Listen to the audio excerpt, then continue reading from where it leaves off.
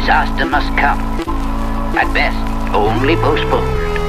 Shaolin Kung Fu, to survive, must now be taught to more young men.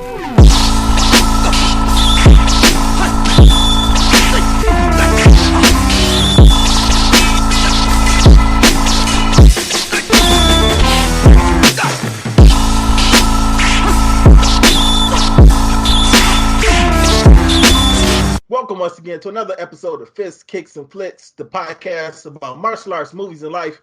I am one of your hosts, Eugene Plowden, and with me, as always, my podcast partner, Mike Gibbs. What's happening, Mike? Good evening, Gene. What's going on? Same old, man. Good. All right. If this is your first time with us, I want you to know we're members of the Martial Arts Internet Network. Mondays, you got Raw with Mimi and Lump. Tuesday is CTE, Chris Travis Experience. Wednesday is us, Fists, Kicks, and Flicks with Gene and Mike. And Thursdays, you can get the Inside Scoop with Alex and Jeff. For more information, you can check us out on all of our social media platforms, Facebook, Instagram, Twitter, and YouTube. All right, Mike, it's showtime. How was your weekend, man? Oh, it was busy, man. I did a lot of traveling between Indiana and Michigan and moving some things down that I had at my father's house. He was storing them for me, so I moved them down to Indiana. So a lot of back and forth. It's like about an hour an hour. It's about 130 miles one way. So between here and Detroit. So just that road warrior, man. Okay, all right. What about you? What'd you do? I pretty much just relaxed, man, and just chilled out. I had my son with me on Sunday for Father's Day. He came over here and got to kick it with me. We watched a couple of movies. We watched the Sonic the Hedgehog movie, and we saw that old Super Mario Brothers movie from back in the day. Oh, like the first one? Yes, yes, Wow. with Bob Haskins and what's his name? John Leguizamo. Stamos? Yeah, no, not John Stamos. John Leguizamo. Yeah. I know who you're talking about now. Yeah. So, Champ was like, what is this? Because he asked to watch. He asked to watch Super Mario Brothers movie. I said, okay. So I put it on, but he didn't recognize it.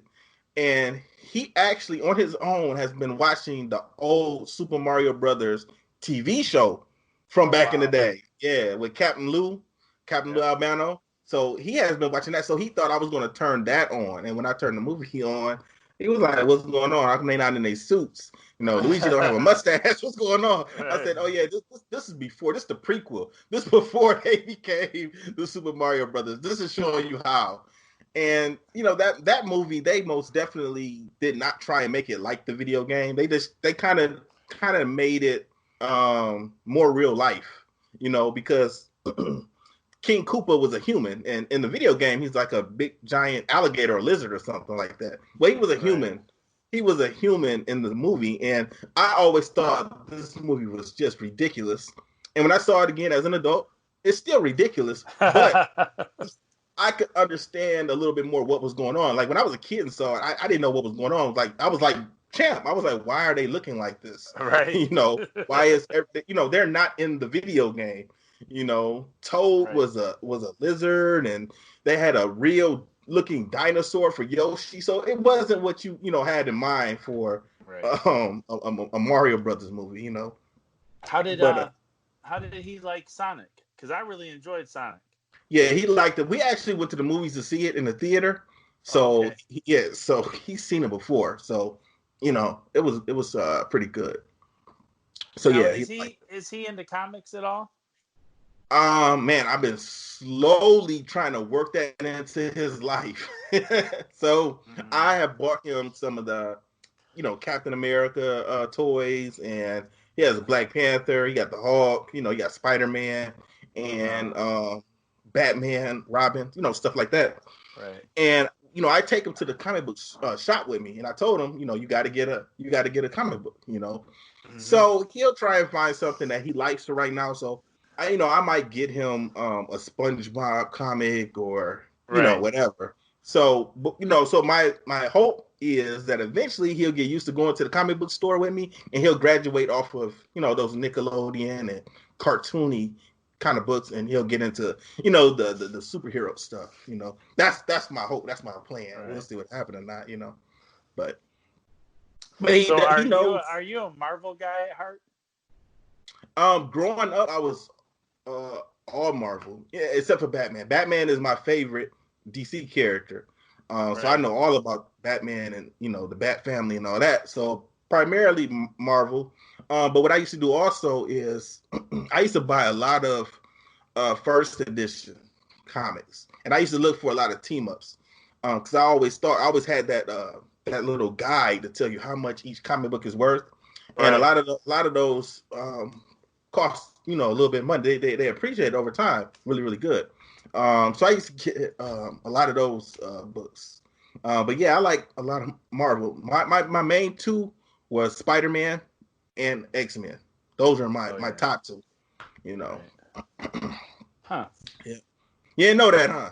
No, man, we sure get off topic though. It's all good, man. We gotta fill time. It's all good. Our listeners don't mind either.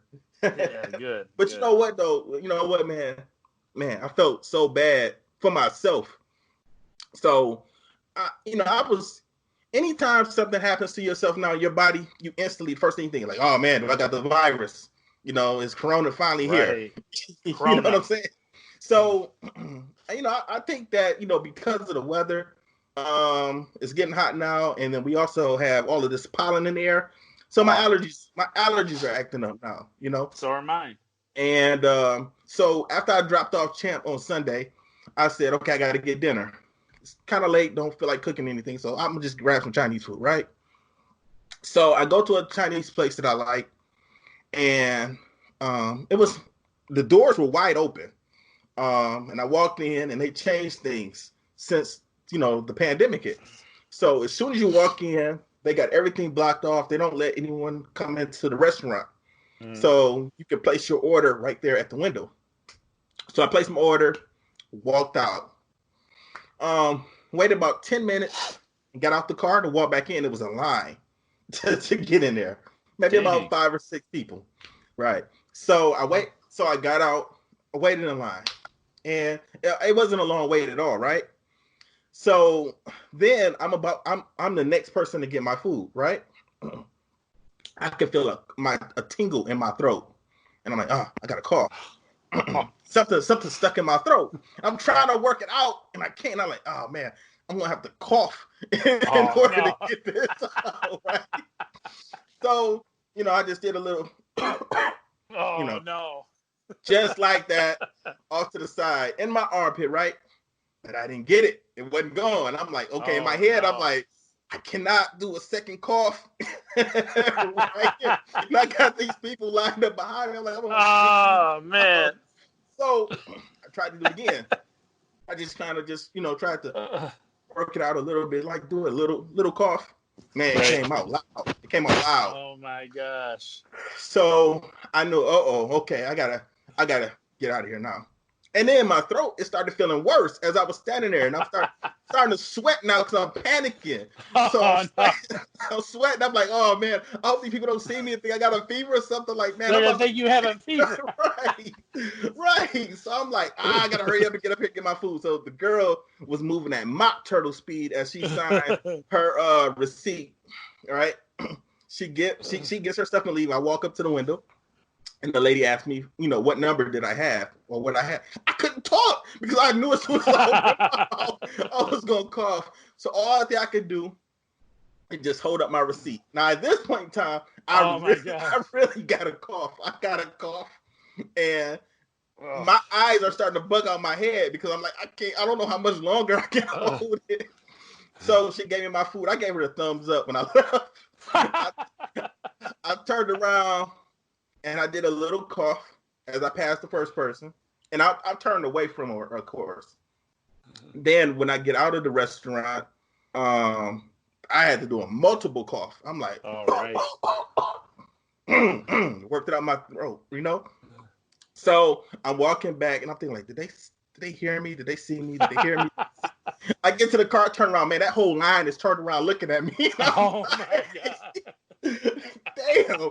And then it was like, as soon as that happened, I seen that I really had to cough, and I was just like, like choking. I'm like, damn, I am just making a fool out of myself right now. Oh my these people gonna gosh! be paranoid. So I get in my car. As soon as I get in the car, I cough a couple times and then make it home. But the whole time I'm wondering, like, dang, it got me. The virus is here. It finally got me. I got to get a thermometer. I got to check myself. But I'm all right, man. My temperature was normal. But when I don't grab temperatures and do all that. So when I saw the temperature and it was like 99.1, I was like, I got it. That's it. I showed it to my lady. She was like, it's normal. You're all right. Don't flip out unless it's over 100. And I said, oh, okay, sweet. So 100.4.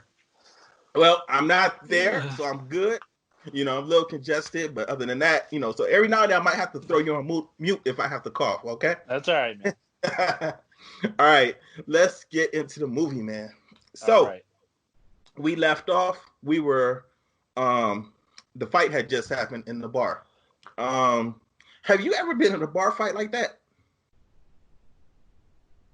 Yes. I've been in two. I was wondering, why is he just staring at me? I've been in two like that. One we did fairly well, and the other one I woke up outside in the EMT. Oh wow, man, that's messed up. I've never been. They got me. Being in hip hop, I've seen bar fights and stuff happen. But I've never personally been in a bar fight like that. So the place it happened to me. Now this is an oxymoron, dude. No, listen. This place is in Pontiac. Pontiac. Okay. And it was a country bar. That sounds about right. Right. So hold on. So I want you to picture the country bar, the dance floor, the little bull riding thing in the corner. Then you go through these like saloon doors, and on the other side of the bar is another bar that is all hip hop and rap. Okay. That shit just did not mesh well. It was horrible. So them Cowboys beat the shit out of me. Which side were you on? Like, were you on the Cowboy side or you on the hip hop side? I was on the hip hop side, and I think that's why I got my ass beat. That's asking, man. I didn't know. I think that's why I got my ass beat. Well, I mean, you walked away with a good story. It wasn't too good, man. I went home, and I was still living with my parents because I was young. And I must have, because I had on like khakis and like a polo shirt. And I was all bloody because they had cut me. And they hit me with something. I don't know what it was. But I remember coming to the ambulance, and I just said, yo, I just want to go to Ramshorn and get something to eat. So I went and got something to eat, like cleaned the blood. I had blood all over me. And I must have just took my clothes off in the laundry and then walked through the house and went to the bedroom. I don't remember. But I remember my mom getting up and banging on the door and like, oh my God, what did you do? What did you do? Did you kill somebody? And I'm like, what are you talking about? She's like, oh my gosh, your face. It was you that got beat up. And she just shut the door. Like, she didn't care I got beat up. She thought I did something to somebody. Right. And then, like, I was so hurt. Like, I'm just like, man, she didn't care I got beat up. Yeah, man. But I've never, I probably can count on maybe like one hand, like the amount of times that I've been in like a real fight. And actually, most of that happened before I got into martial arts. Like before I got into karate, I had, fights at school, or, on your block with people. Right. But, once I, became a black belt, got into martial arts, I never really had any serious fights. I did have one about 10 years ago. I was on the east side, and I was working with a cell phone company setting up business lines. So I had my manager with me, and we're walking, and we're giving out free phones, right? And we're supposed to be doing it for businesses, but we were giving out free phones to everybody. It didn't matter, Right. So, my manager asked someone if you wanted a free phone. The guy said, "Yeah, I'm about to get a free phone right now." And the guy, my manager said, "From who?" He said, "Yours. I'm about to get your phone. Give it up." Now, my manager, I mean, this dude he was one of them crazy boys. He was a big dude. He's a bodybuilder. He was ready for it. And we was on the east side of Detroit. Right? So, he's like, "No, I'm not giving up my phone. You got to do what you got to do." So it's two of them. They start fighting, right? His boy looked like he was about to pull out a gun. So I immediately hit him and he fell to the ground. Then the owner of the store we were in front and he came out with the shotgun. It was like, "All y'all get out from over here." So they took off one way and then me and my manager, we went the other way because the car was parked the other way. Man, I told my uncle about it. He was like, "Man, you hit that guy, you didn't knock him out." I was like, "Man, I was scared. Like I didn't never have nothing like that happen before." You know what I'm saying? Somebody about to pull a gun out. Shoot, man. But other than that, that was like the only serious fight that I've ever really had. So so they go through the fight. The next scene, we see Catherine Wade. She arrives. I think the purpose. You never heard that before, Trav? That story? I had to. You know what? Hold on for 1 second before I jump into the movie. I had to talk about this story, to mom and dad before Rick. It was like a family gathering happened right after it happened, Trav, and I had to talk about it. No, but I had text Morgan and Avery right after it happened. I text Morgan. I think she was the first one. Like, I just got into a fight, and she was asking me all the details, and I don't know if she remembers that or not. But yeah, this was like 2010 when that happened. Wow. Yeah. Okay. So we see Catherine Wade. So she is like the therapist of the team as far as the team trainers. She meets with Don and Coach Kuzo in the office. Coach Kuzo tells her that it wasn't his idea, and he didn't think he needed any more help, and she feel he did. And she thought that he didn't want her there because she was a woman. And I don't really think they really explained if that was true or not. No. You didn't think? Okay, all right. Mm. Then Coach Kuzo asked her, "What is she planning to do?" She says, "Train the team." And he says, "Well, that he has Don to help train the team also." Then she goes into her background. She also has a black belt in Taekwondo. And she said that winning against the Koreans will be difficult, if not impossible. And she feels that they need her help for mental strength. So, I mean, that conversation was kind of pointless because whether Coach Kuzo wanted it or not, Jennings wanted her, and the board of trustees wanted her on the team. So, All right. You got anything about that scene, Mike? Yeah, I'd have wanted her to be my Buddhist coach. See, there you go, man. Because you said you would have wanted her. Yeah, why not? Yeah, and what did Travis say when he met her? When he met her, he immediately asked her for a phone number. Yeah, I would have too. All right. The next morning, the team is stretching on the floor in the gym. The coaches and trainers enter. Coach Kuzo brings in the team warm-up outfits and jackets, but he says they won't get them until they earn the right to wear them. And then he sends them out to do 20 laps around the track. And Sonny says that's 5 miles. 5 miles. I'm with Sonny. I'd have been like, that's 5 miles. I am too with Sonny. Right. I hated running outside. It hurts. Like, it hurts. My knees, my shins, my ankles. I'm flat-footed, like very, very flat-footed. I don't have an arch in my foot. So running outside really, really bothers me. I just went walking, and I was power walking at the park last week, and I got done doing that, and my ankles and knees and things were killing me. So I'm like, there's no way I will be able to do 5 miles. Oh no. Right. I did 10 at the park. Wow. That's good. Yeah, man. I'm trying.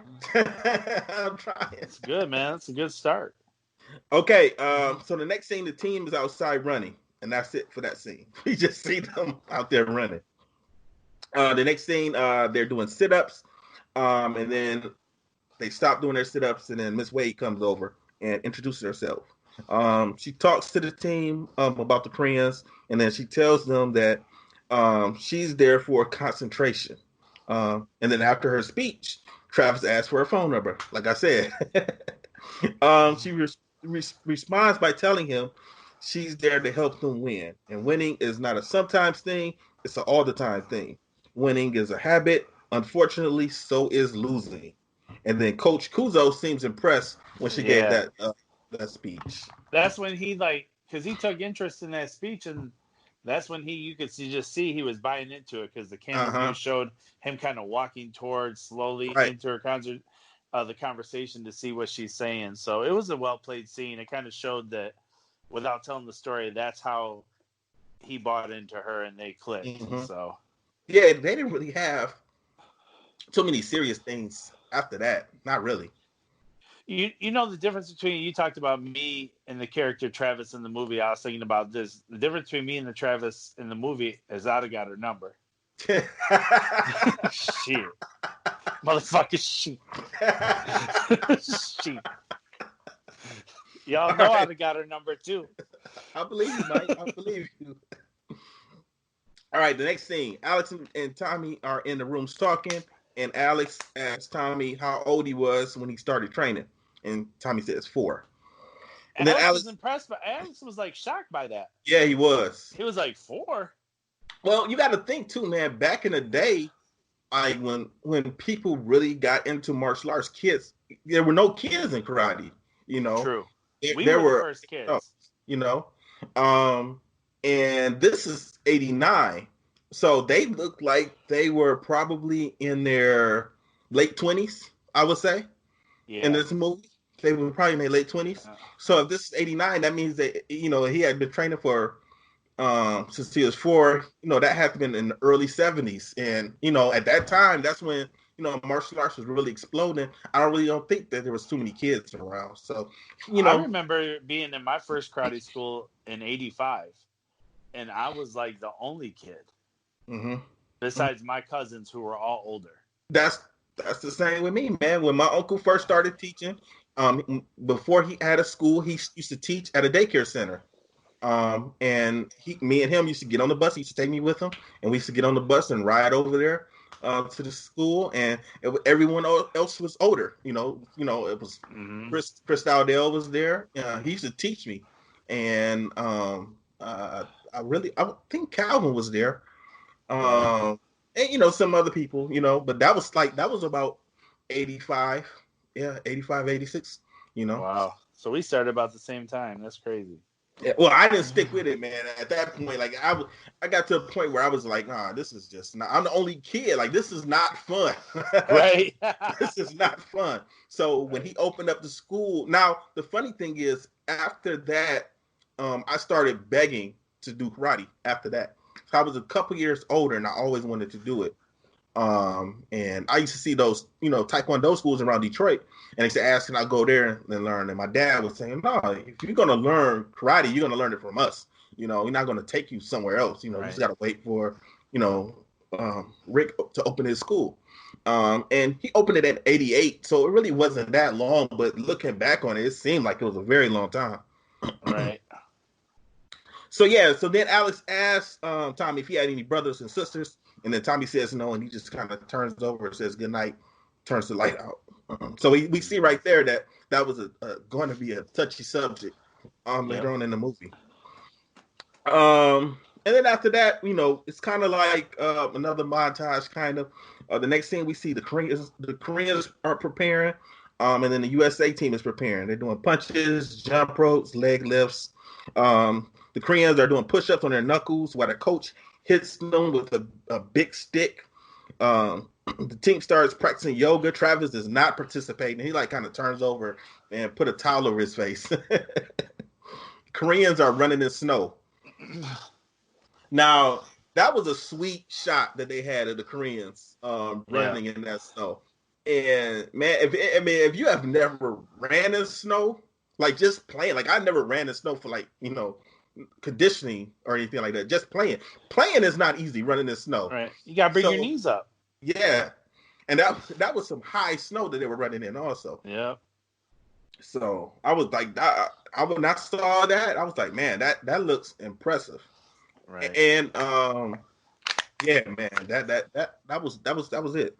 I like that. I tried yoga like when I was fighting about a year ago and like starting to fight and come back and compete.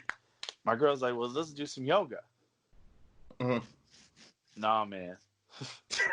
My body just wasn't made for that. Hey, that dog down position, man, about broke my back. I was over it. I've done yoga a few times. I've done yoga a few times, man. I could see you doing yoga. Yeah, I did it. You know, when I worked in the health clubs, like, you know, that's what different I'm saying. National chains. You've been in all the clubs. Well, I had to do it. Right. You know, I had to participate in the class. So when I would, you know, be selling the membership, I knew what I was talking about. So all of the big chains had me go do it. But I've also done it on my workout DVDs. I got, I think P90X is one of them, one of the first P90X.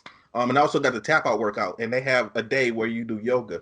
But it kind of helps me, you know, because I wasn't a big kicker in martial arts, you know, when we used to compete. But at the end of every tournament, I used to get bad leg cramps. Serious. Oh, wow. Yeah, they used to be really, really bad. And it always kind of tripped me out. I never really understood why, because I didn't kick a lot. You know what I'm saying? So, and it really didn't happen too often on Friday nights. So, you know, Friday nights we had our fight night at school. You know, and it didn't happen too many times after that, because I used to, you know, make sure I drank a lot of water and you know, drunk a lot of Gatorade, you know, right after it. But doing the yoga exercises have helped, you know, how my legs feel. So I think I need to get back to doing it at least once a week or something like that. I was thinking about doing DDP yoga also. Oh yeah, I seen that. I thought about buying that and doing that, but I could see you doing the yoga because you're involved in that lifestyle. Your brother, I could see him doing yoga if there was like a hot chick in the class. That's like the difference between y'all. Because I watch his, man. I'm gonna tell you, man. He gets me feeling lazy, man. I don't even open his Snapchat story or his stories no more because it's him putting in work. I'll be at work. Hey, I'll be at work like about to eat lunch, and all right, let me check my phone. What's going on in the world today while I'm about to take lunch? And there's Travis working out and shit, getting bigger, and I'm like, damn. But shouldn't you use that as motivation? No, because my life, I should, but my life is not allowing me to do that right now with work and this code. I have to get up at like 4 a.m. to do these check-ins, and then I got to check in after new crew. Like, Morgan has sent me the link to do the classes with them, but they're starting at 6:30 now instead of 7:30. So I can't even get home in time to do the workout, you know, with Morgan and Avery and them. Wow. So my lifestyle just is not allowing it. Okay. Yeah, well, I mean, I'm not saying it's not motivating. I'm just saying, I'm just like, this motherfucker. I'm like, damn, man. Here I'm about to eat this sub from Jimmy John's I had delivered, and I'm like, this motherfucker Travis. Because I know I'm not going to go home and put in no work, so, yeah, but I'm proud of you, man. I'm proud of you. He's talking to Travis, ladies and gentlemen, not me, because I'm not definitely doing anything right now. But I need to get back to my schedule. And I was going to talk to you about that later on. But let's get back to the movie. Yeah, because we don't have much left with the movie. No, not really. Coach Kuzo tells them in the event of a tie, they're going to have to break, right? And the cement slabs. This was stupid. This is a stupid part of the movie to me because I never. Anyway, Miss Wade talks to them about concentration. Coach Kuzo asks who wants to go first. Nobody's responding. Then Coach Kuzo, he recommends Miss Wade gives a demonstration. And then she steps back, looks at the cement slabs, and she breaks them all. And everybody's impressed when they see that. I was. So, Mike, have you ever broke cement slabs? Yes. I knew you were going to say that. I did. I knew you were going to say we that. Had to. Nah, I for didn't. testing. We had to for testings. No, we only had boards. No, we never had. We had to do, I think, 2 cement. It wasn't a lot. It was 2 cement slabs, and then a local martial artist started breaking slabs that I was training with at the time. And he did like 15 and stuff, crazy amount. I only did 10 with a hammer fist one time, but it's not easy, man. Like it doesn't really have to you have to really focus where like you hit it, how you hit it, and it's more the spacing between your hip and your head. So you have to really know where to hit and the amount of force is going to come down.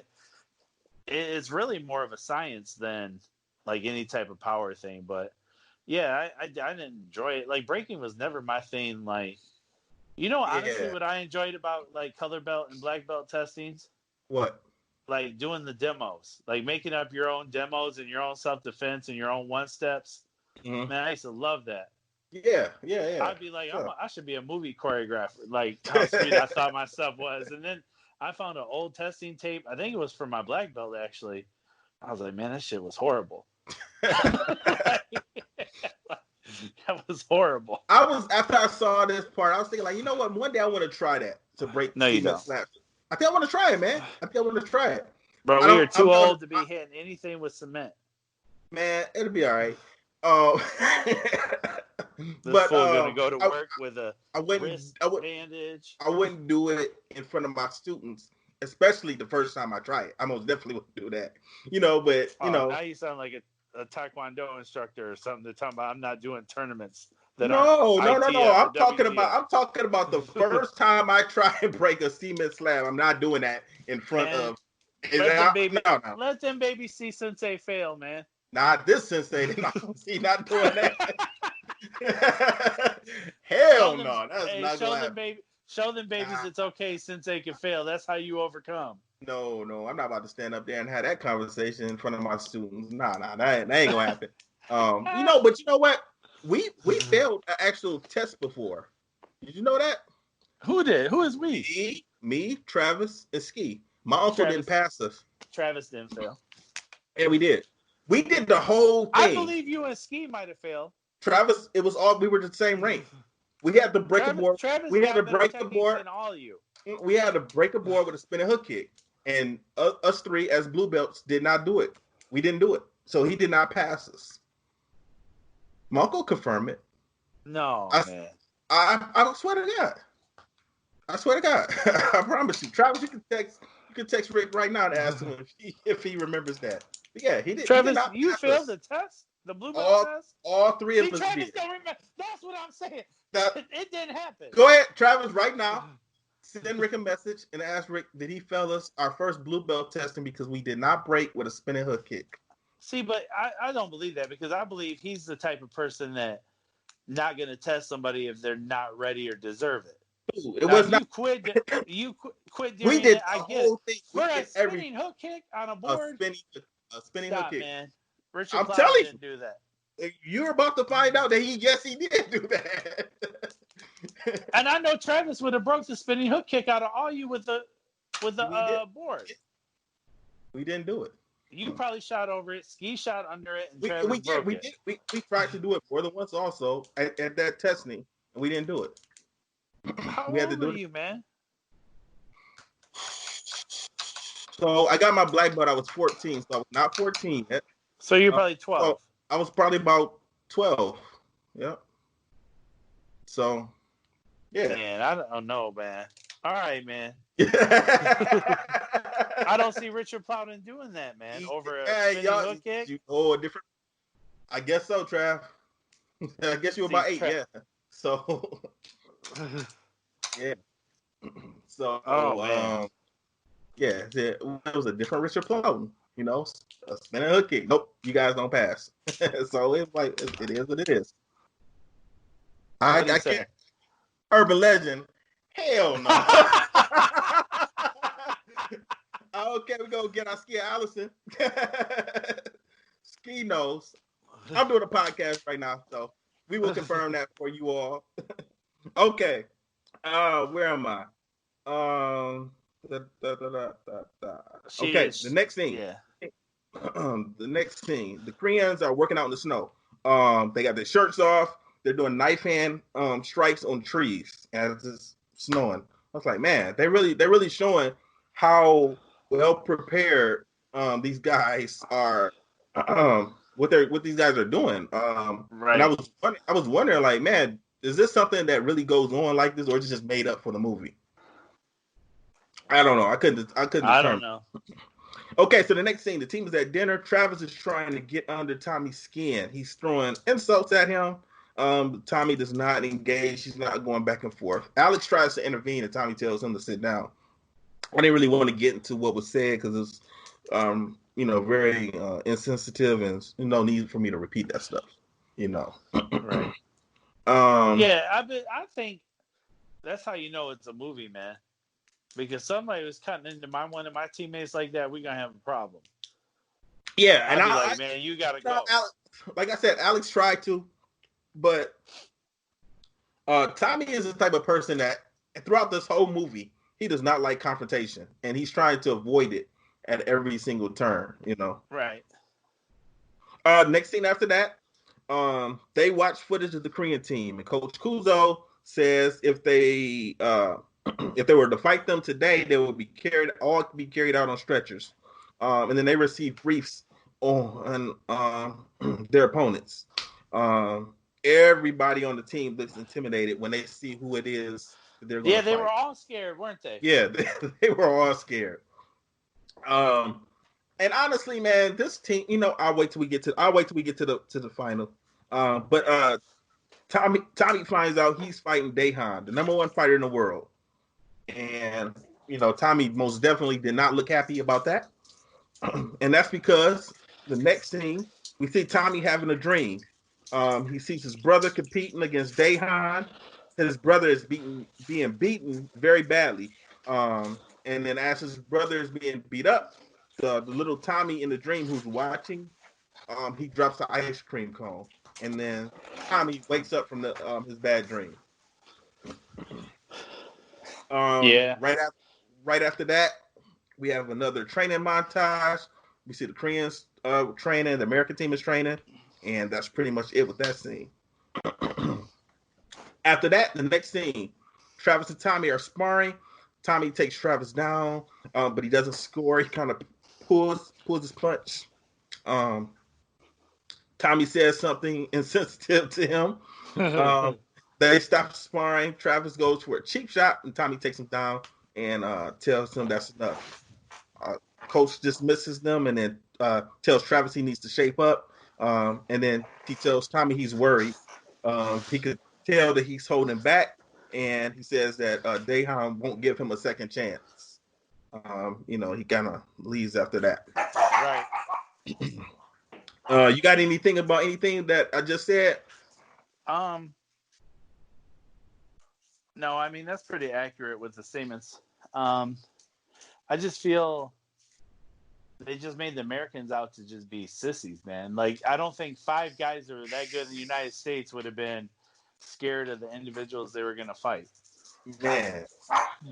Yeah, exactly.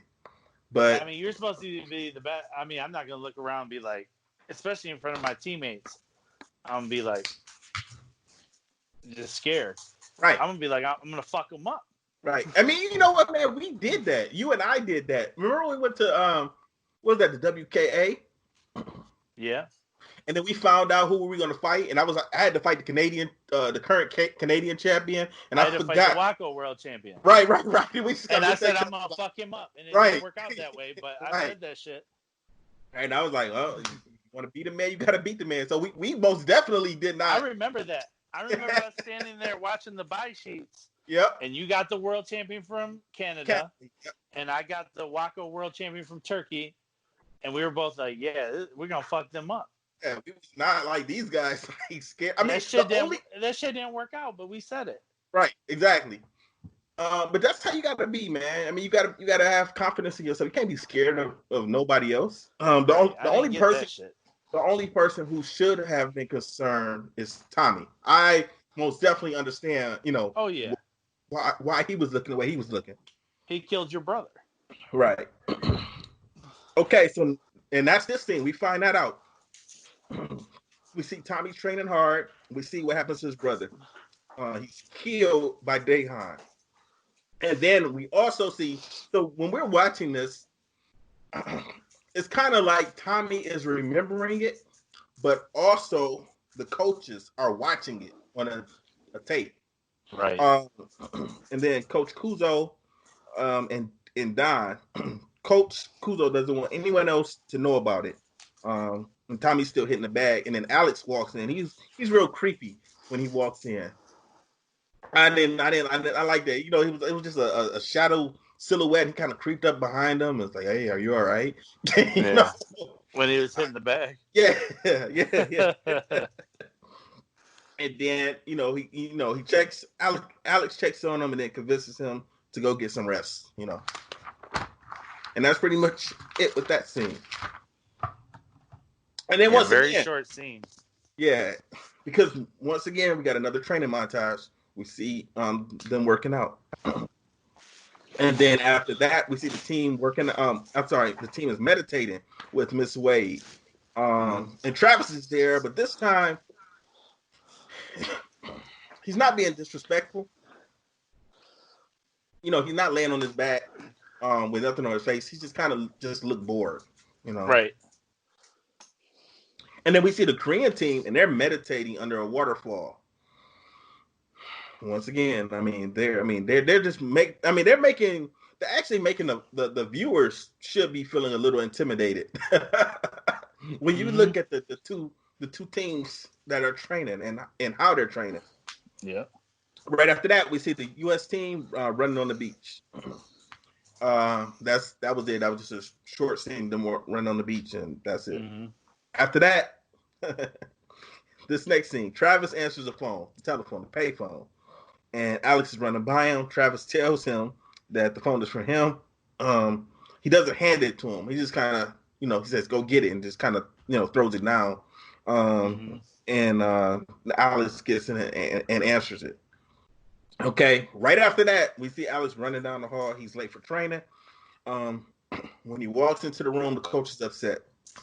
This whole thing was a little crazy right here. Alex says, Coach, we need to talk. Coach says, let's go outside. They go outside.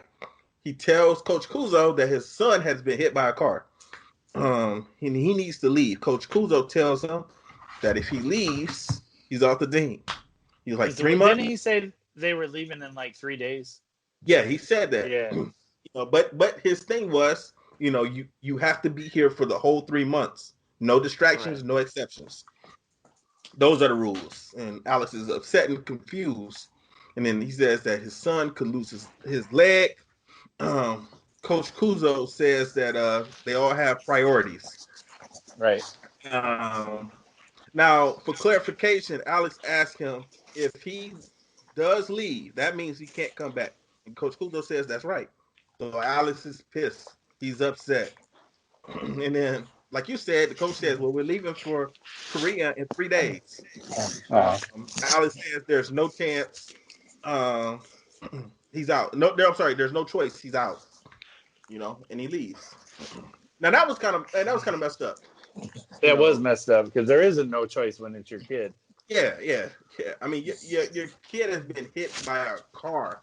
I would have thought that there would have been something. Something else that was pretty weird that I noticed at the very, very beginning. I wanted to talk about this last week, and I thought I should wait to this part. He said, "Line up the backup." Yeah, he says that when he comes back, but that's just it. The alternate.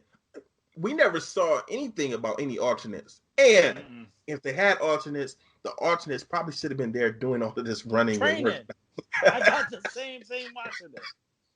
I was like, why are the alternates not here too? Like you call it alternate in. Yeah, so I was like, kind of confused right there. Like, where are these guys?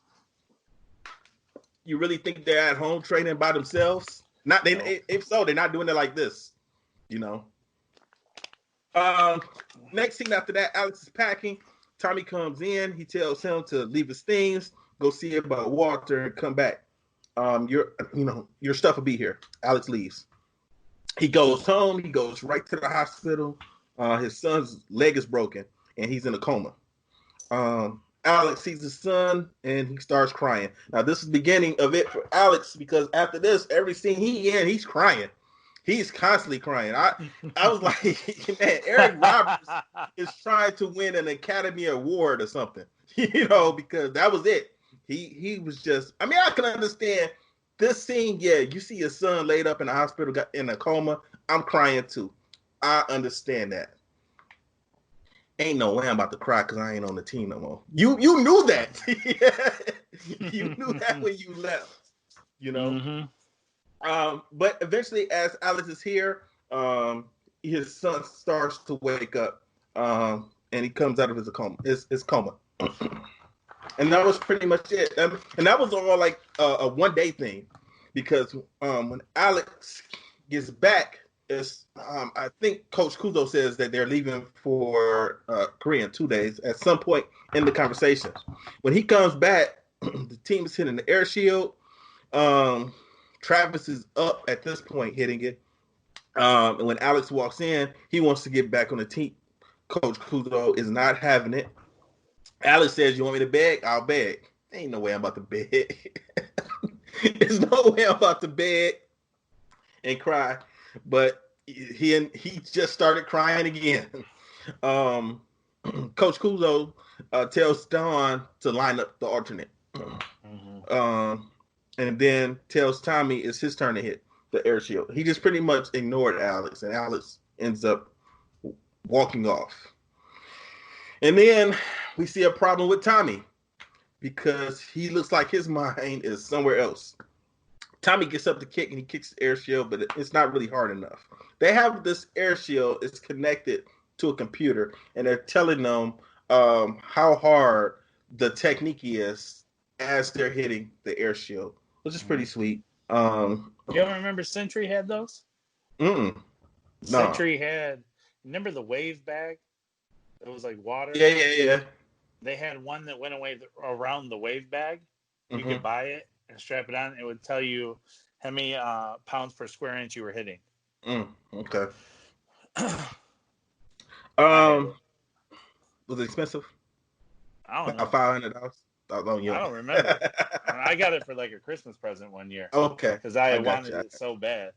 I wouldn't have cared. I wouldn't have wanted it. But I mean, you hit harder than me.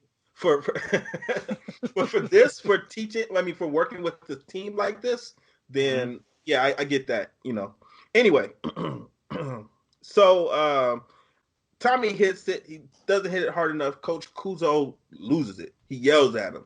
He tells him he's holding back, and holding back won't change a thing. And then when he said that, Tommy realized Coach knows what happened.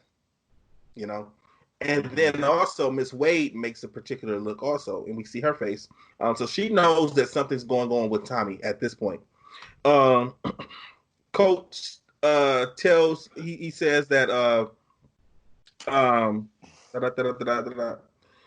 he tells Tommy to hit it again, and Tommy does, and he winds up and he steps forward with that turning sidekick, and he breaks the machine on impact, or it sounded like it. He popped it, blew it up, something. And Virgil was holding the bag, and he falls down. He gets knocked out. Tommy looks at him and then runs off while everybody is facing Virgil, checking on him. Tommy runs out of the training center. He jumps on his motorcycle. Alex approaches him, and Alex asks him, where's he going? And he tells them that he can't fight Daehan. And then he tells him why, because Alex really wants to know why. And he tells him that, he killed his brother in a tournament like this. But this is not really a tournament. This is just two teams, a team fight. Team match, yeah. Yeah. I wonder at the finals if anything else was going on also. It was sold out, so. Yeah. Well, it was a lot of people there, so hopefully remind me to ask you about demonstrations. Just don't let me forget that. Matter of fact, I'm gonna write it down too. Demonstrations. I got a question for you about demonstrations.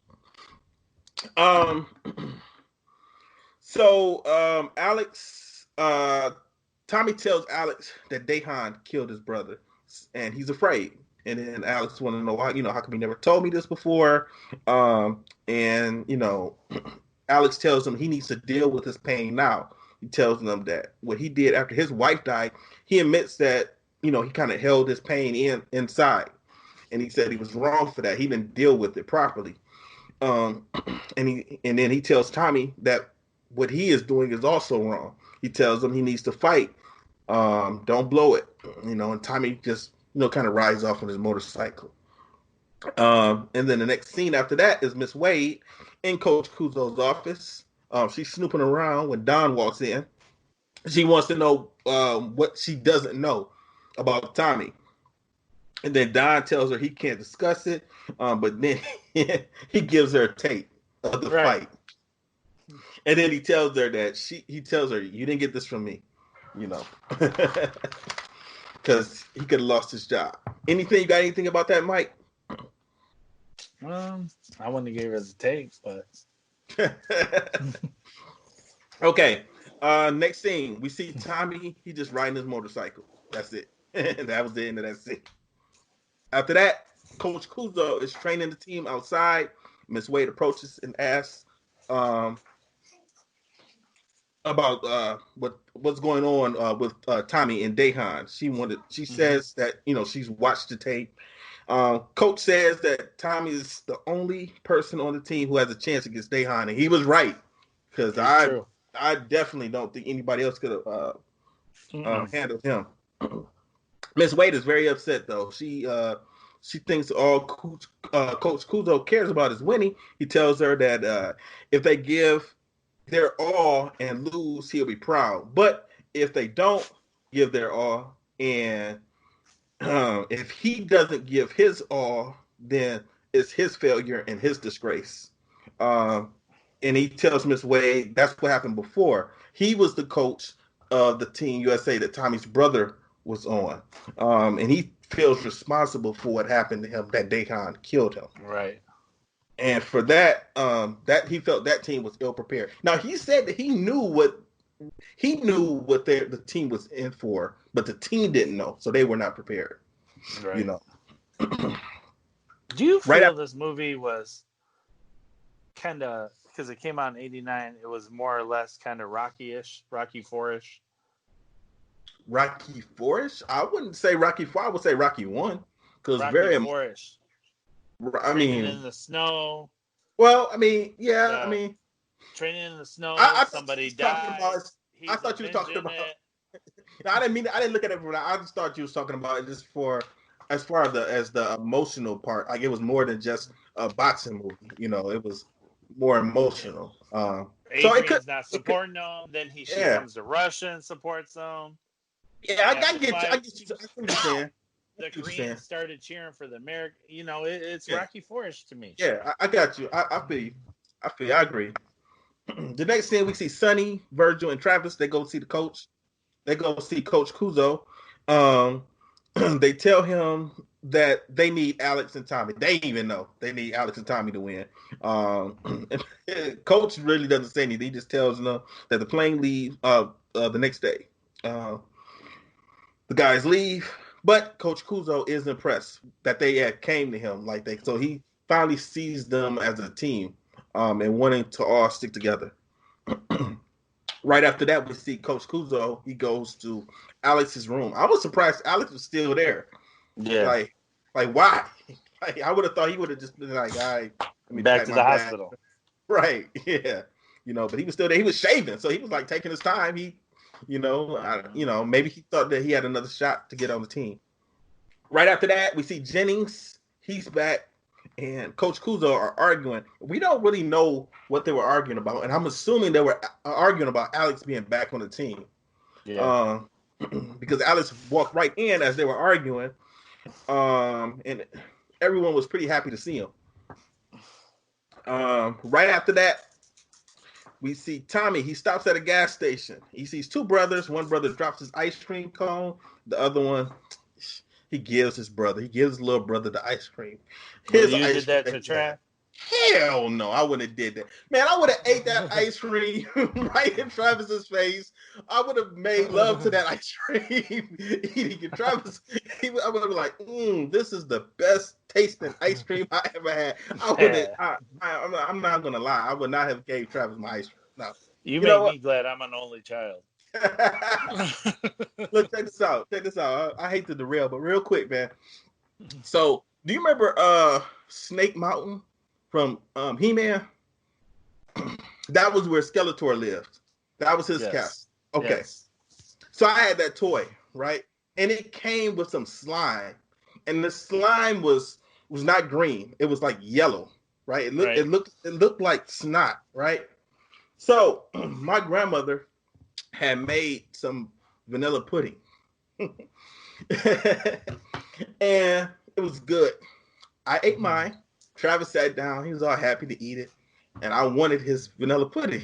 And I'm like, let me get it. He's like, no, this mine. I want it. I said, give it here. He wouldn't give it. So I took the slime and I started acting real nasty with it. Like I had it hanging from my nose. You know, I sneezed and it made it look like it came across at him. Travis like, fine, here, take it. And he pushed the bowl over to me. I ate it. It was good. And I don't think Travis ever ate vanilla or pudding after that, or banana pudding, whatever. He never ate that ever again. Like I always saw him just eating chocolate pudding. You know, I never see him. Yeah, that's why you don't eat pudding now. There you go. See. But you did try. You did eat chocolate pudding, but I didn't eat chocolate pudding, so I didn't care about that. So if I wanted the chocolate pudding, I could have did some other nasty things to get the chocolate pudding, but I didn't eat that, so I didn't care. You know, mean big brother. I mean, hey, it is what it is. You know. Okay. The next scene, the team is at the airport. Virgil, he went to the bathroom and decided to shave. I don't know why that was a part of this or why they made us see that. It just made him look weird. Because he said that this is going to make me faster, right? You think? You know, he said it to Travis and just kind of walked away. Then we see Tommy. He comes running in. He tries to apologize to Coach Kuzo, but Coach says that's not necessary. He goes around to each one of his teammates and gives them a hug, give them a dap. And then him and Travis make peace. They give each other a high five. All right. Next scene, the team is in Korea. And we see Ahmad Rashad. I didn't know we had commentators at tournaments.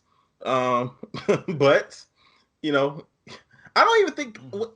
Do you think he was real big at this point in '89? Was Ahmad Rashad real big? Oh yeah, because he was doing the NBA morning show. I thought that inside stuff, but I thought that came out in around 91 or 92. I didn't. No, that was around forever. Yeah, I didn't know that was around at this point in time. I thought that came out because that's much like later. when the Pistons played the Lakers and stuff. And I remember watching that, getting up Saturday mornings to see what the playoff edition with Ahmad Rashad was going to be about. Inside stuff. Yeah, inside stuff. Yeah. Okay, so the teams are in their locker rooms getting their final inspirational speeches from their coaches, which is pretty cool. I like those. Well, I didn't understand the thing the Koreans were saying, but for the American teams, Coach Kuzo did a good speech. The teams enter the arena. The team U.S. Enters first. And we see Alex's son and his mother. They're there. And I was wondering, like, wow, that kid got out the hospital really, really quick. I mean, he was just there. He was in a coma 3 days ago. Yeah, but you know what?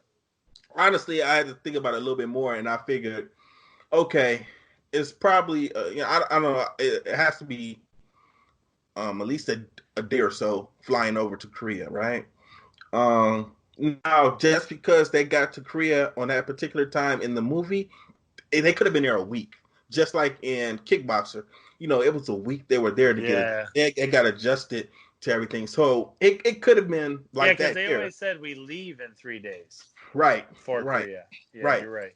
So they could have been there for a week or so. And if that's so, then that's enough time for the kid to be okay and get flown over there. So we see the Korean team enter, and then both teams are in the arena. They bow to each other. Then they get ready for the first fight. Alex is stretching, and then he hears his son call out to him. He looks up. He sees Walter. He asks Miss Wade what his son is doing there, and she kind of points at Coach Kuzo, and then he thanks him for that. The fights, these are going to go kind of fast, especially the first fights. Sonny fights first. I kind of like that they were fighting for 3 rounds. I like that. Cumulative points for first round. Sonny loses his fight. He doesn't lose bad. He loses 11-7. It's not bad. That's okay. He did okay. Then Virgil is up next. Now this whole time, man, I've always been wondering, like, what is this guy's purpose? Like, why is he even on the team? He is the weakest link. He gets beat up. He just looks horrible. He gets beat up bad. Virgil loses. After he gets done, the score was 20-9. So that means that Virgil scored 2 points because it was 11-7. Now it's 20-9. So he just got wiped out. Next is Travis. Travis is fighting. He gets fired up.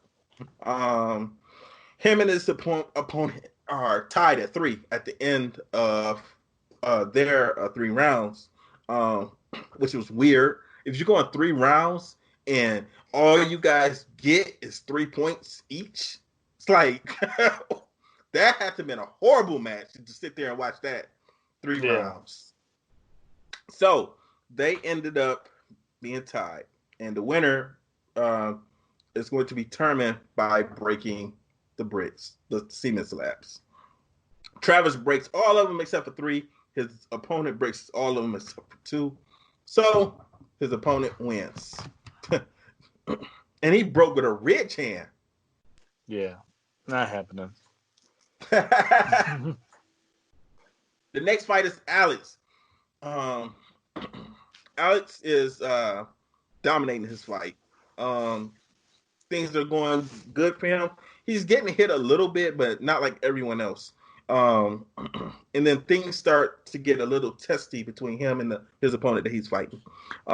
After 2 rounds, they kind of get caught up in a clinch. And then the coaches from each team jumps into the ring. And then Tommy jumps in the ring. And then Daehan jumps in the ring. And they break them up. And you can see there's some tension between Tommy and Daehan. I think Daehan even pushed Tommy. The 3rd round starts. Things are going good. Alex is still dominating, but then his opponent hits him with a couple of combinations, and then jumps up and drops a jump axe kick on Alex's shoulder. Man, that looked painful. And this is his bad shoulder that he gets hit with. So, he really looked in pain. Like Eric Roberts really looked in pain. This, I can understand him crying right here. And the way he hobbled off of the mat also, he really showed his acting skills in this part of the movie. Now he wants his shoulder popped back in place. The coaches, they say everything is over. You did good. It's no need to continue. You're kind of messed up. But, he's like, no, pop it. Nobody wants to pop it. He asked Tommy to pop it in place for him. The reason he wants to do that is because he brought the team back up. If he could not continue, he would have to forfeit all of those points. So he wanted to stay in the match. Man, when they started the third round, when they taped them up, man, I got goosebumps when I was watching this scene. I was like, man, this is deep. I like this. He gets back into the ring. He avoids his opponent for the most part, but then he ends up scoring. Knocks his opponent out of the ring onto the floor. Time expires, and he wins and keeps the points for the team. What'd you think of that? I thought it was far fetched. From what point? Like, you don't think he could have came back like that? And he had that weird that fighting stance. It was crazy. Yeah. What was that? I have no idea, man. No Hey, idea. but did you see last week where I was talking about the scar on the shoulder? Did you No. watch that? I did did. Watch it where he had it. Yeah, I mean, he was even a good fake scar. Mm. Okay. They did a good job. His acting was good in that. Yeah. So now the score is 29-22. The final match: Daehan versus Tommy. As soon as the ref says go, Daehan hits Tommy with a Superman punch. Boom! Right to the face. Bam. Tommy falls down. Then Daehan, he scores like 3 points in a row. Yeah, Daehan started off hot. Yeah. But then Tommy came back. He started scoring. They started trading blows, going back and forth with each other. Daehan kicks Tommy in the groin. And then he laughs after he did that. And I think that was the end of like the first round or something, I believe. Yeah, I don't remember what round. Tommy goes to the corner and asks the coach. No, that must have been the end of the second, because after Second that, Tommy, round. Yeah, so Tommy goes back to the end. Goes back to his corner, and then he asks how many points does he need. Coach Kuzo answers 6 or a knockout. Now both Tommy and Daehan they look beaten. They really took it to each other.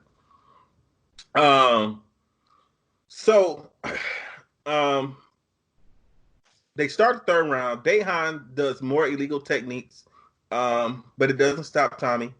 Tommy is closing the gap. He's scoring more and more points. And now he's starting to put together different combinations and everything. And he's putting Daehan down. He pretty much beats up Daehan at this point. Daehan is barely able to get back up. The USA is only down by 1 point. And Daehan is very vulnerable. He gets up. He's barely conscious. Now, all Tommy had to do was just hit him. It wouldn't have took much to knock him out. But Tommy's starting to think about his brother. And as time is trickling down, he is getting ready to do that sidekick, that turning sidekick that he did to Virgil holding the air shield. And if he hits Tommy with it, if he hits Daehan with it, Daehan is going to be dead. So he told Alex earlier in the movie when he was on his motorcycle before he left that he wanted to kill Daehan. So he sees this as his opportunity now. Mm-hmm. Now, Coach Kuzo recognizes what's about to happen, and also Miss Wade. They see Tommy, what he's thinking. Time is still going down. Alex sees it also, and he tells the coach, because he doesn't know the coach knows everything. Right. So he tells him, he's about to kill him. And then, the coach does his Darth Vader no, tells him not to do it. He does that. And then time expires. And when time expires, Daehan just falls down. USA loses. Tommy feels bad. Tommy bows out. And then he goes over to Coach Kuzo. And Coach Kuzo reminds him that Tommy won the match. No, he didn't. Why you say he didn't? He didn't win the match. He had more points than Daehan. He lost. The team lost. The team lost, not Tommy. The team lost. He lost a match for the team. If I want to give the loss to anybody on this team, it's not going to be Tommy. It's going to be Virgil's punk ass, because he did not do anything. He just showed up. Put him in the hole. Yeah, he's the one that put him in the hole. So if anybody is going to get the loss, it's going to be him. I'm going to give him a platinum chain with an L on it. Would you have killed Daehan? For killing my brother? I mean, that's a situation that I have no idea what I would have done. Because at that point in time, you might not be thinking rationally. I can sit here right now and say that I could have pulled a spinning hook kick back and just knocked them out. But the way Daehan was looking, you really didn't even need to do that much. I mean, he could have just hit him with an uppercut or a hook, anything, and they would have put him down. But Man, Tommy was not looking rational, So I have man. 9 times out of 10, I probably would have killed him. He's you dead. know, I'm not related to Travis. I'm killing him. So you got to live with that. Hey, it is what it is, man. Oh man, you ain't lying. But you ain't lying. Next, the final scene. The Korean team is receiving their medals. They're celebrating. Daehan approaches Tommy and he says to him, "To save a life in defeat is to earn victory and honor. Your brother too was a great fighter. I deeply regret your loss, and I offer myself as your brother." He takes off his medal. He places it around Tommy. Tommy cries. They hug. Alex and his opponent, they approach. Alex's opponent approaches him. He tells him that he knows everything about him. Alex says, "I know everything about you." And then he takes off his medal and places it around his neck. The Korean fighters all go over to their opponents. They place medals on their neck. They celebrate. Hands are raised, and the movie ends. Celebration. So the Korean team knew. Excuse me. The Korean team knew that they lost. They weren't evil. No. They kind of seemed like it, but it was just they were just showing just their exercise regimen was really powerful. How they did that, how they created those scenes, and it made them look very, very menacing. So that was it, man. That's the end of Best to the Best. Like I said, one of my favorite movies. I liked it a lot. I definitely will be watching it again. I don't know when, but eventually. Now, you gotta forever watch Best of the Best. Yeah. Now I wanted to watch Best of the Best 2 for the next movie, but I could not find it anywhere. On YouTube, there is a copy on YouTube, but it's not a good copy. The sound was a little weird, so I don't know, man. Maybe one day when it becomes available on Amazon or on one of these streaming platforms, we can watch it. But Chris and Travis on their show, they were wondering about Tommy's nationality. And Tommy, in this movie, it seems like he's Korean, right? And I take him as being Korean. In the second movie, we go to a ranch and we see Native Americans on this ranch, right? And Tommy is calling the woman on the ranch grandma, right? So I just always assume that he was adopted because we never hear nothing else about his family. We don't know what happened to his parents after his brother was killed. We don't know anything, So I assume at some point in time these people helped raise him, Yeah, because in the movie, the mom and dad was Asian. Yeah. So, I just assumed that they were that he's Korean. But the second movie is really, really good. I really like that also. Now, when we start getting to the third and fourth movie, they were just ridiculous. I guess. I don't remember the third and fourth. To be honest, you don't need to watch. I never saw the fourth one. I saw the third one. The fourth one, I saw the trailer. The trailer's on YouTube. I looked at it and just shook my hand. I'm not watching this. He went from doing these type of movies to, it seemed like he wanted to be an action star, an action movie star, and he just kept using the name Best of the Best. What he should have did, which I would have did if I was the writer, Best of the Best 3, it would have been another team that him and Alex were training. That's what I would have did. And if they wanted to do a fourth one, I would have had it be Alex and Tommy training a female team. So that's how I would have did the part 3 and 4. I would have kept it more surrounded about karate and martial arts, things like that. See, that's why we're different producers, because my girl team would have been strippers. Mike. That'll be a different Best the Best. That's the Best of the Best. Flight Club versus Trumps. You're gonna have people. Not our president. Not our president. You're gonna have Club people. Trumps. You're gonna have people wanting to come to Detroit to go to Trump's. I'll take them, and I will be your tour guide. So the next movie, Mike, I said, let's watch IP Man. I never seen it.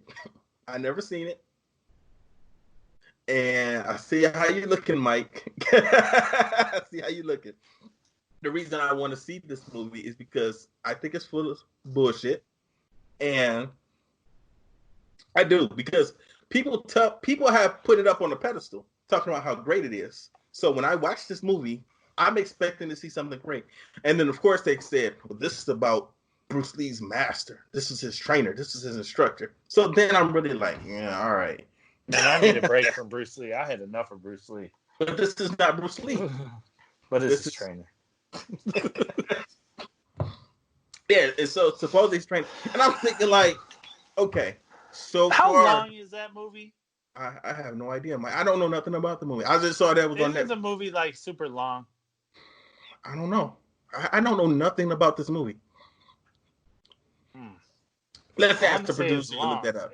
Yeah. Okay. That might be a 3-segment or something.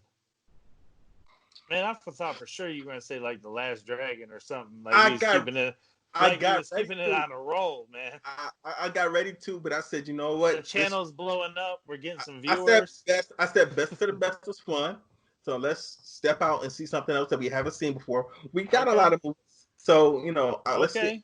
I don't understand how, if this IP Man, if it's based off of a true story, how can you have 4 parts to it? It's like if somebody did a movie about Martin Luther King, that's gonna be a one and done movie. That's gonna be not too long. Okay, yeah. So yeah, that's not bad. So hour and 45. That's fine. That's about watching it. Well, man, you're scaring me, Mike. Return of the Dragon. It's not Return of the Dragon, so you're not that bad. Mike. Okay, Mike. Okay, we'll see. But like I said, man, IP Man has 4 parts. I saw like part 1, part 2, part 3, or 4, whatever, right? But if this was Martin Luther King would not have a part 2 to his movie. He wouldn't have a part 3. It would have been one and done. That would have been it for the Martin Luther King movie. So how can, if this is based off of Bruce Lee's instructor, like how can they be continuing to continue the story? I don't know. I think it's Ip Man. Ip Man? Yes. Oh goodness, that sounds even. Okay, so I gotta say Ip Man. Okay, that sounds about dumb. Okay. Before we go, Mike, I wanted to ask you about this demonstrations. I never understood what is the purpose of doing a demonstration at a karate tournament. I do not understand the purpose of that because it's not like. Go ahead. Are you ready? It's not like. Yes, I am. I'm ready. Ready. Let me hear. I've always hated them because 1, they make the tournament too long. 3, it's usually the promoters, instructors group, or it's a group of people that you wanted some of their students to come to your tournament, or it's people that aren't good enough to be in the tournament that you want them to participate. Okay. All right, man. That's what I've always seen. Well, there used to be a tournament. I ain't gonna say who. It was in Northville. And they always had their whack-ass instructors out there doing some katas and some stuff with their students who didn't compete in the tournament, but it was like they felt obligated to give their instructors some love, I guess. Just like when people do like stop a tournament for like Hall of Fames and talk about stuff for an hour. Now, I don't mind it before a tournament, like before it starts. Like if a tournament starts at 10, like I used to do appreciation awards at my event, but I would do it at 9:45. My event started at 10. So I didn't stop the tournament because I want to be out. I'm paying for the gym. Shit. Right. you know they do that. They do it in the middle of the day because they want to make sure that everybody is there to see it. I don't understand it because a demonstration is good. If you're trying to get new prospects, new students. So you should be doing that to other people that are not martial artists. But to have, like, I don't want to see, like, that, me watching the demonstration is not going to make me want to leave my uncle's school to come train with this guy. Whether it doesn't even matter if, you know, if my uncle wasn't my uncle, if he wasn't my uncle, I still would have said, well, I'm going to leave and go train with this guy because I saw them do a demonstration. So I never understood the purpose of But that. your uncle did that, though. Your uncle did that. Where? He did a demonstration at U of M. He did Clash of the Titans. He beat That- Alvin Mighty's ass, and then Yeah. everybody wanted to come train with him. Yeah, but that's Clash of the Titans. That's a show. That's a show. Right. That's not a He tournament. I'm just saying he put a demonstration on his ass that day. Oh, you talking about him fighting him? Yeah, Okay. he beat the shit out of him. Because I thought you were talking about the demo, because there was a demo there in the middle of the event. Oh, But I got it. Go on my Facebook, people. It's on there. Go on my Facebook in videos. The demonstration's on there. I ain't gonna say who it is or what it was. I already okay. get enough hatred from this gut motherfucker. But y'all can go on there and look at it. All right. That's pretty much it, man. You know where demonstrations that were positive to me when I was a school owner, though, is we used to do like the Memorial Day parades and do the walks like that, and we pass out candy. We'd make up candy with like introductory classes rolled up into the candy, and we throw it out with our candy. Mhm. That is the number one thing when you talk about pamphlets or mailers or anything like that. I got a bigger return on Memorial Day parades or doing demonstrations at like parks and things like that for special events Yeah. than any other thing I ever did when I had my school. That's a good idea. That's something. Mhm. I never thought about doing one myself. Oh, I know up here we used to do the June Day parade, Mhm. and we used to walk around the neighborhood. But me personally, as a school owner, I never did that. But that's a good idea. you know what else got me? A lot of What's people. that? When kids go trick or treating, I give them candy and a coupon to the club. That is a good idea. I pass it out. I get more returns on that too. Oh, Mom, Yeah. I want to go do this free, 2 free trial lessons. Boom, You know there what? Go. I'm never home for trick or treating anymore because I take Champ Oh, I out. did too. I had So- my dad. I had my neighbor, my dad. No, I got listen. I you. gave them to everybody. You Gotcha. passing out candy? You want to pass out these flyers for me? You passing out candy? You people at my work. You passing out candy? I got You you. passing out? Everybody pass. Thousands. I That's passed good. out. That's a good idea. Mike Gibbs is giving us some good ideas to grow our business. Well, don't do me because I don't run my school no more. But it's by choice, though. My school was okay. I did my first virtual class yesterday, man. How was it? It was pretty fun, man. It was pretty fun. Like, all of my students did not show up. Some are waiting for us to be back at the park. So that's cool. I had one parent. Her son is challenged, and he has different types of seizures and things like that. So she wow. said that, yeah. So she said that she wasn't going to bring him back till we got back inside of the facility. That's understandable. Yeah, most definitely. So what I think is going to happen, I think I'm going to have a group that does the virtual, and I think I'm going to have a separate group that's physical, us working out at the park. So we'll see how that goes.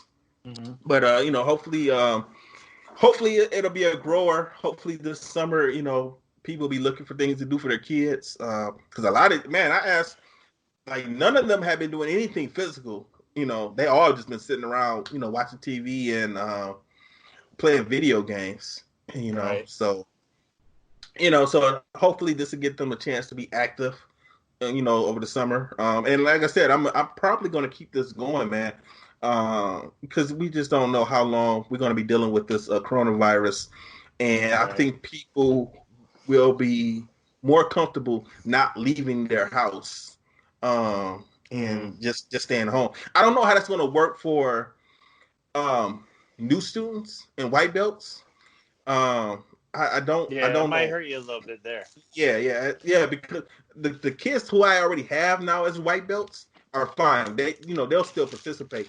But like new students, like if someone calls me for a new class, like I really don't know if they'll do virtual classes. I don't know, man. We'll see how it goes. You know, this is all a test for everybody. Sound like you got some animal problems going on over there, Mike. The dogs fight. No, man. I scared them when I got up. Okay. All right. Well, we about to sign off. You got anything else you got to say, Mike? No, man. It's it. So we'll do it next Tuesday. Okay. Hopefully, man. I really hope this movie is going to be interesting to me. I'm mad at you right now. This is something we should discuss. That's all right. We'll get through it. All right. It's not horrible. It's not horrible. I'll say hopefully it'll be entertaining to the listeners. But now you got me scared, man. All right, everybody. Thank you for listening to us on Fist Kicks and Flicks. Like I said, for more information, check us out on all of our social media platforms: Facebook, Twitter, Instagram, YouTube, for the Martial Arts Internet Network.